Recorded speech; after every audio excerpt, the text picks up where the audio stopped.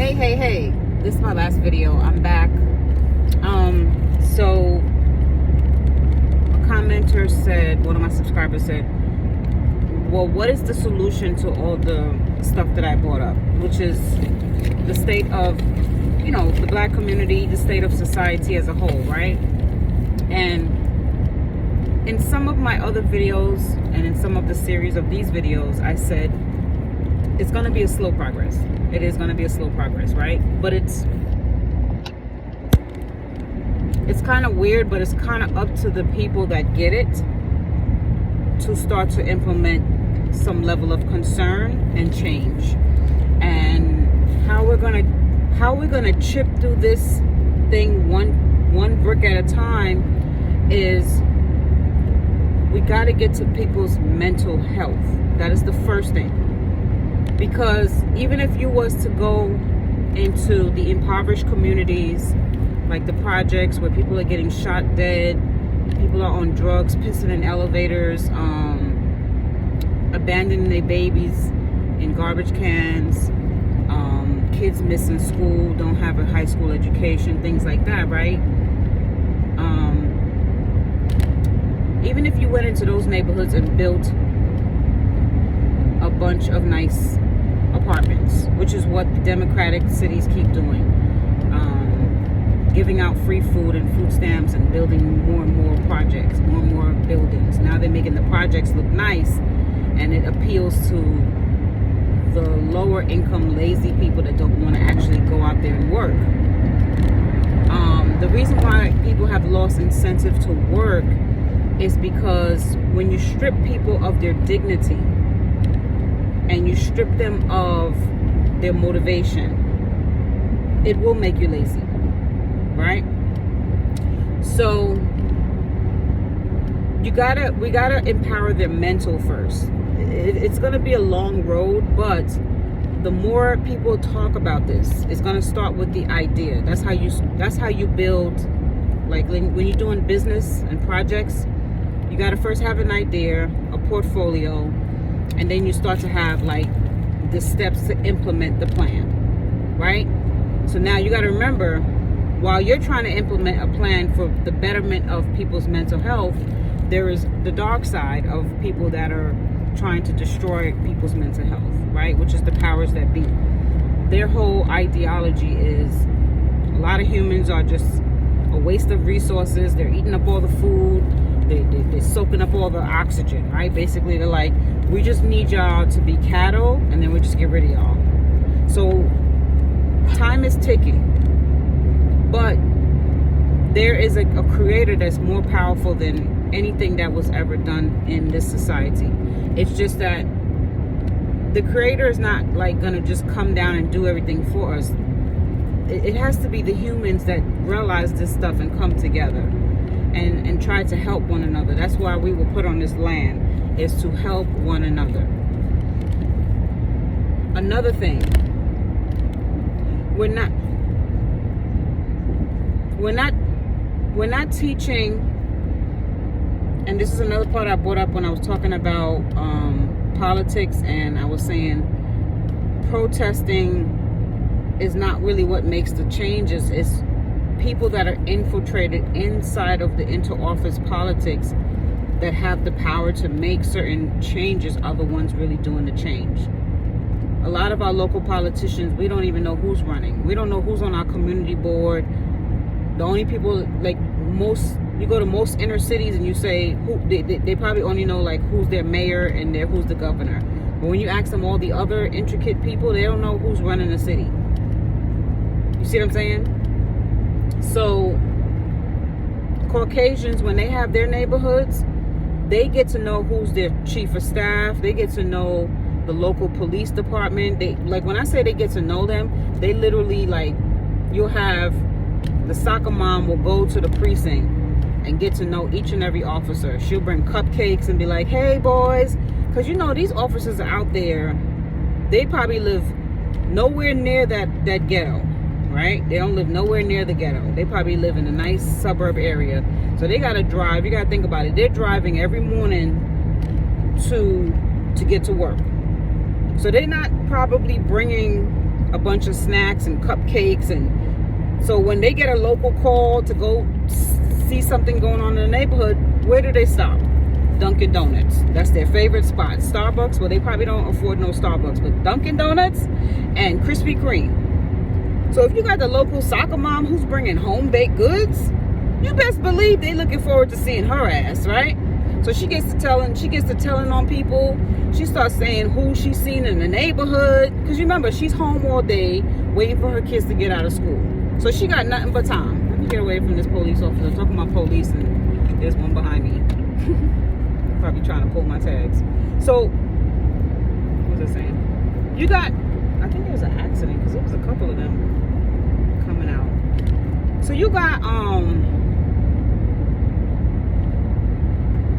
I hate when my mind does that. I got a little bit of ADD, sorry.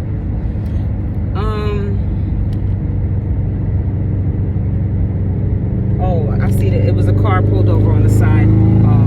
Looks like somebody may have hit it, but the bumper is off. You got to get to know who's running stuff. That was my point, and I think I kind of lost my point in one of my videos earlier just now. You got to get to know who's running stuff.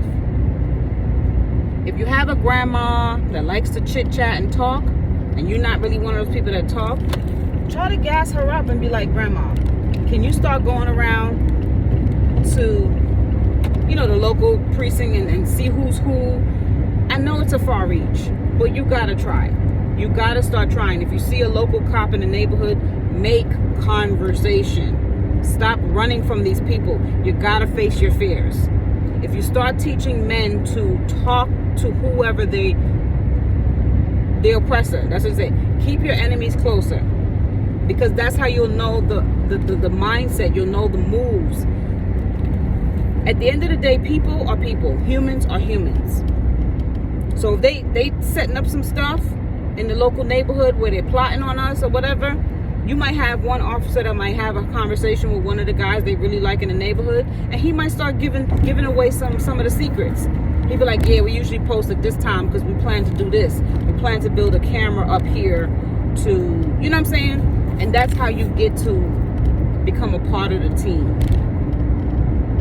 So now when they beating up on some average little black boy in the neighborhood, you might know that black boy, and then you might be able to tell that cop, oh, hey, nah, he's a good kid. And the cop is going to take your word because he actually now knows you. Y'all are on good terms because he sees you in the neighborhood, you talk to him. I'm not saying you got to kiss nobody's ass, but in a way, you got to get to network. You have to network with the people that are running shit. That is one of the things that I feel like black people have failed at. They want to do what's called, what's that? They want to set up a shield, right? Thinking that they're protecting themselves and protecting their neighborhood by saying, oh, I don't talk to the popo. I don't talk to no politicians. Well, how are you going to know what's going on if you don't talk to nobody? If you have noise complaints, right? And you write to your local congressman, you don't even know the email to send the information. If you have, let's say, garbage being piled up in front of your house or something like that, and there's more cops, where are they coming from? You got garbage being piled up, and now you got all kind of rodents and stuff running the street in your neighborhood because they had some landfill and they didn't have enough places to put the garbage, so they put it on the corner of your area or in your little neck of the woods, right? The people that live there a long time, they will know the email and phone number to their local congresspeople, and they will get on that ASAP. They're not going to just call 311 and leave it at that. They're going to find out what's the address. Well, I need the email. You might think they're being a Karen. Hold on. Hold on. You might think they're being a Karen, but in all actuality, they're not. That is the way you're supposed to do it. My father and mother was the same way. They might have been antisocial disorder and narcissists, but they understood the system.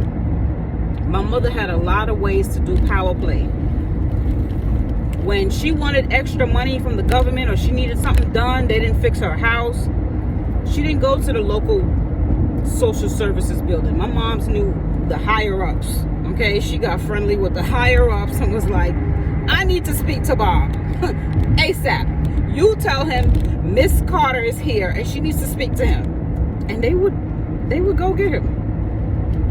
And she didn't have to go in there loud, screaming, cursing. My mother understood the law. She understood the Constitution. And when they would try to like grab her or something, she'd be spewing that Constitution rights like, I know my rights, okay? And that's where black people are going wrong. That's why these foreigners and these West Indian Caribbean people, they come here and they be getting stuff because they start spewing that Constitution. Like, y'all can, I remember there was a law that they tried to pass. They said only the babies that were born here was allowed to get the food stamps, but the parents that came from another country couldn't. Them Caribbean people fought that law and they changed that law quick and they started giving them people their food stamps, okay? So what I'm saying is, part of the solution is not just coming together, but actually knowing what you're coming together for. What is the purpose? How do we go about executing this? So now you can't just sit up there when somebody hurt your baby and wait for what's that dude name that's always in everybody's black civil rights case? I just said it earlier. Crump. He's a black guy. I think he's from Tennessee or one of those southern states. He's like the new, hold on. He's like the new southern Al Sharpton. He remind me of Bubba from Forrest Gump. Because he got the big chin. He be like, my name is Crump. I mean, I'm every time I hear that man talk, I think of Bubba from Forrest Gump. So yeah, you can't sit around and wait for Crump to come rescue you. You got to start. It's like just a couple of amendments. If you could just memorize just a few amendments. I've been trying to get my kids to memorize a couple of amendments. They're starting to get better with it. But just memorize some of your amendment rights. Where am I going? I may have to end this video.